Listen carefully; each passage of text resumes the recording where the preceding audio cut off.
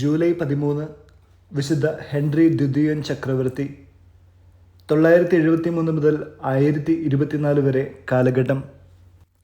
ഭക്തനും മുടന്തനുമെന്നുകൂടി അറിയപ്പെടുന്ന Henry ദ്വിതീയൻ ബവേറിയയിലെ Henry രാജാവിൻ്റെ മകനാണ്. റാറ്റിസ്ബണിലെ ബിഷപ്പ് വിശുദ്ധ വുൾഫ്ഗാത്തിൻ്റെ ശിക്ഷണത്തിൽ ഹെൻറിക്ക് ഉത്തമ ക്രിസ്തീയ വിദ്യാഭ്യാസം ലഭിച്ചു. 1002 ഹെൻറി ജർമ്മനിയുടെ രാജാവും വിശുദ്ധ റോമാ സാമ്രാജ്യത്തിൻ്റെ ചക്രവർത്തിയുമായി. അധികാര സ്ഥാനങ്ങളിലിരിക്കുന്നവർക്കുള്ള അപകടങ്ങളെപ്പറ്റി അദ്ദേഹം ബോധവാനായിരുന്നു. പ്രാർത്ഥനയും ധ്യാനവും എളിയ വ്യാപാരവും വഴി അധികാരത്തിൻ്റെ ഉന്മത്തതയെ അദ്ദേഹം നിയന്ത്രിച്ചു പോന്നു.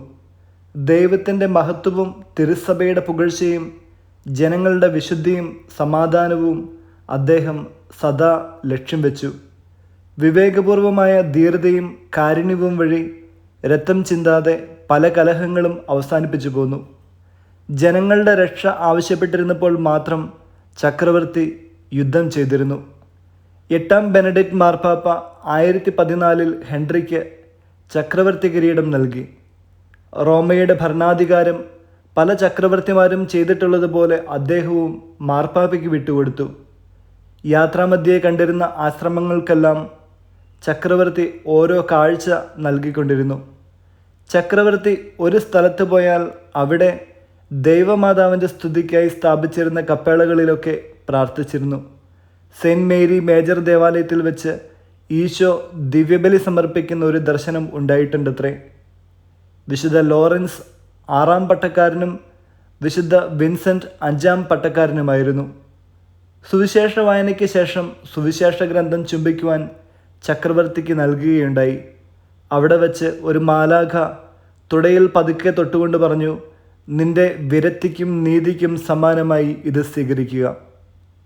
അതിനുശേഷം ചക്രവർത്തി മുടന്തനായി കാണപ്പെട്ടു.